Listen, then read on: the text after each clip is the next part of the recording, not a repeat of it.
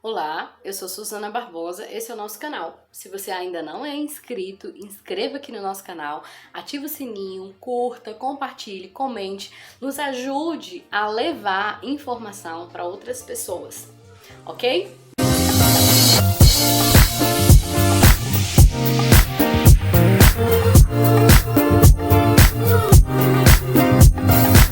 Nosso tema é qualidades de um bom cuidador. Se você aí quer contratar um bom cuidador, ou você é um cuidador e quer melhorar, ou então você quer entrar na profissão e como é que eu vou fazer para ser um bom cuidador? Fique comigo até o final desse vídeo. Primeiro eu quero falar sobre qualidade intelectual. Qualidades intelectuais, né? Depois nós vamos falar sobre qualidades físicas e qualidades sociais, éticas e morais. São os três pilares básicos das qualidades de um bom cuidador. Então, primeiro, esse cuidador, para ele ter habilidades intelectuais, ele tem que ter alguma teoria, algum curso, né, sobre saúde, algo que você não vai pegar simplesmente na internet. Então é uma pessoa que foi, se inscreveu, fez um curso, fez um estágio. Então o primeiro passo para ter uma qualidade intelectual é essa. Então você aí está querendo contratar, o ideal é que você contrate alguém que sim, tenha curso de cuidador de idoso ou de pessoas com deficiência. E segundo, se você quer ser contratado, se você quer ser um cuidador, o ideal é que você tenha um curso de cuidador. Ok, e o que é qualidades intelectuais? Então, por que você precisa ter um curso para ter essas qualidades intelectuais? Porque essas qualidades você adquire no curso. Então, vamos lá? Você precisa, nessas qualidades intelectuais, conhecer de forma geral o envelhecimento. É super importante. Ou conhecer as diferentes formas de envelhecimento. Porque o envelhecimento, pessoal, ele não é de forma única para todos os pacientes. Então, se eu tenho um paciente homem, ele vai envelhecer de forma diferente de uma paciente que é mulher, né? Tudo vai ser diferente no envelhecimento. Então, um cuidador, ele precisa de conhecer de forma geral o envelhecimento. Então ele precisa saber que é diferente os aspectos de envelhecimento no homem, na mulher. Tem alguns fatores que influenciam. Então, tem fatores como regiões, se a região é mais fria, se é mais quente, isso influencia no envelhecimento. Outra coisa que influencia no envelhecimento é a profissão. Então, um exemplo, uma pessoa que é lavrador, ele não vai ter a mesma degradação ou a mesma evolução de uma pessoa que nunca trabalhou no sol, né? Trabalhou sempre no escritório, por exemplo. Então o envelhecimento dessas duas pessoas vão ser de forma diferente. E o cuidador, ele precisa conhecer as diferentes formas de envelhecimento, pelo menos de uma forma geral. Outra coisa, ele precisa conhecer o estatuto do idoso e da pessoa com deficiência.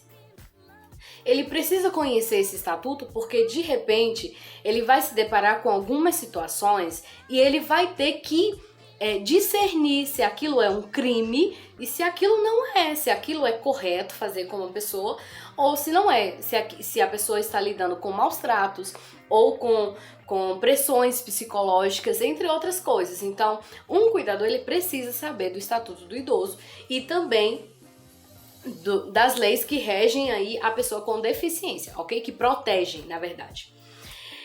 Outra coisa, ele precisa, dentro das qualidades intelectuais, vamos lá, precisa conhecer as doenças mais comuns, né, da fase idosa.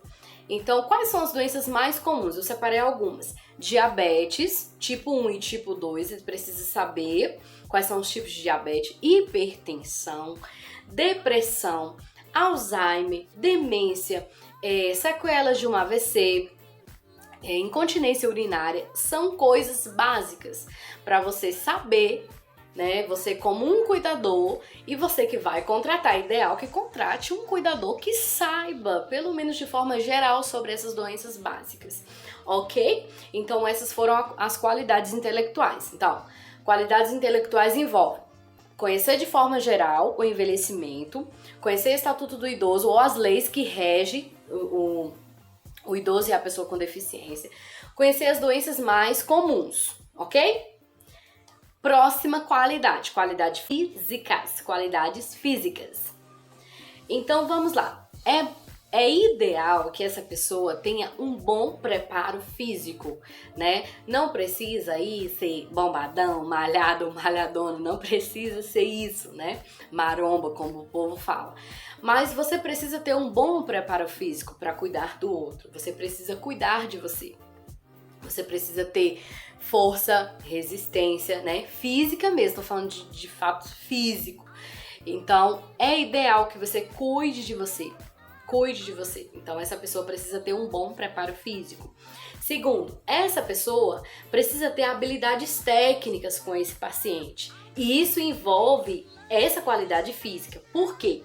Porque ele precisa saber com destreza como manipular esse paciente, como dar banho, como auxiliar uma pessoa da cama para a cadeira de rodas, como auxiliar uma pessoa da cama para o andador, como auxiliar uma pessoa da cama para uma maca, por exemplo, né? Então ele precisa manusear esse paciente, então ele precisa desse preparo físico e dessas técnicas, dessas habilidades técnicas que se aprende no curso e se desenvolve, lógico, primeiro no estágio e depois ao longo dos anos trabalhados.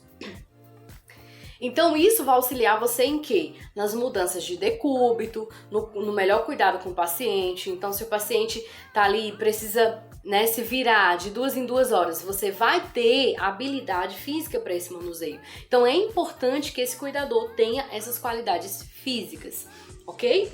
Então as qualidades físicas envolvem ter um bom preparo físico, pessoal, um autocuidado, e envolve habilidades técnicas para com o paciente, né? Saber fazer mudança de decúbito, entre outros.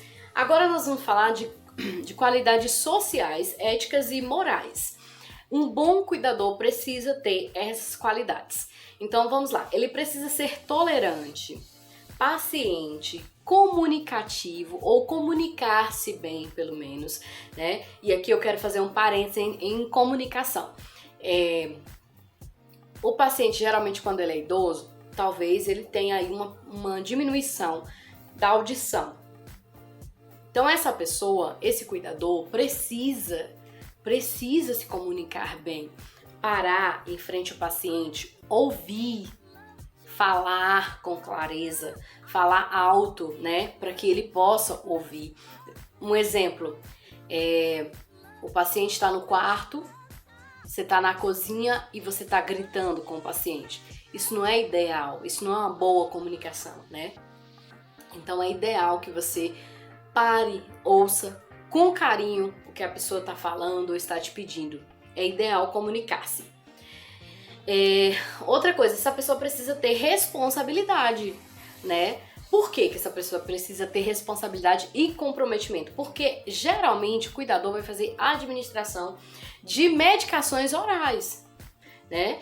E ele precisa ter responsabilidade, porque ele vai lidar com a saúde do paciente, com vida. Você vai lidar com uma vida, com a vida do outro. Então, tem que ter responsabilidade e comprometimento. Mesmo que você tenha ali aplicativos ou um alarmezinho no celular que te ajude a não esquecer, mas é ideal, né, que você tenha responsabilidade e comprometimento. Demonstrar interesse e querer fazer. Então você tem que demonstrar interesse e querer fazer, querer cuidar, né? Não é só achar bonitinho, simpatizar com a causa, ter dó do paciente, né? Que esse não é o nosso trabalho, ter dó do paciente. Nosso trabalho é cuidar com respeito, né? Com toda forma, ser de forma mais possível profissional. Então, respeitar. O respeito, o bom senso, a ética é a base de você construir um relacionamento tanto com a família quanto com o paciente. Então é ideal que você tenha respeito, bom senso, ética, né? ética, não sair por aí falando o que acontece ou tudo o que acontece. Ter o cuidado quando você for passar uma informação do médico para a família, da família para o médico. Ter o cuidado de você não falar mais nem a menos, medir exatamente o que você vai falar. Então tenha esse cuidado e ter empatia. O que é empatia? É respeitar aqui, é você se colocar no lugar do outro. Então envolve sim o respeito. Envolve o respeito pela história, envolve o respeito pela dor do paciente, pela comorbidade do paciente, né? E aqui uma dica para fechar o nosso vídeo é o seguinte: você que é cuidador, né, é ideal que você saiba tudo isso, ok? Portanto, talvez você pegue um paciente novo que tem um problema que ainda você não lidou, é um problema que você ainda não conhece como cuidar. E aí, uma dica: estude muito sobre a comorbidade ou a doença desse paciente, que vai te ajudar muito a você ser um bom cuidador, ok? Esse foi nosso vídeo, obrigada por estar aqui conosco, né, até o final. Dê o seu joinha, comente aqui o que você acha e eu quero deixar só uma observação. Suzana, eu contratei um cuidador, só que ele tem habilidade física, mas não tem tanto habilidade, né, de conhecimento, não fez um curso e tal. E aí, tá dando certo? Ok, o seu jeito é o jeito certo, tá bom? O ideal é que você contrate alguém que realmente tenha, né, essa bagagem. Mas se você contratou alguém que é responsável, que tem todas essas qualidades sociais, éticas e morais, né, tem aí a qualidade física, nada que você não possa contratar. Fique à vontade, contrate, cuidando bem do seu familiar, né, ou do seu paciente, é o que importa. No final, é o que importa, é ser um bom profissional ou aprender também ao longo do tempo. Isso é o que importa, tá bom? Grande beijo, até o próximo vídeo.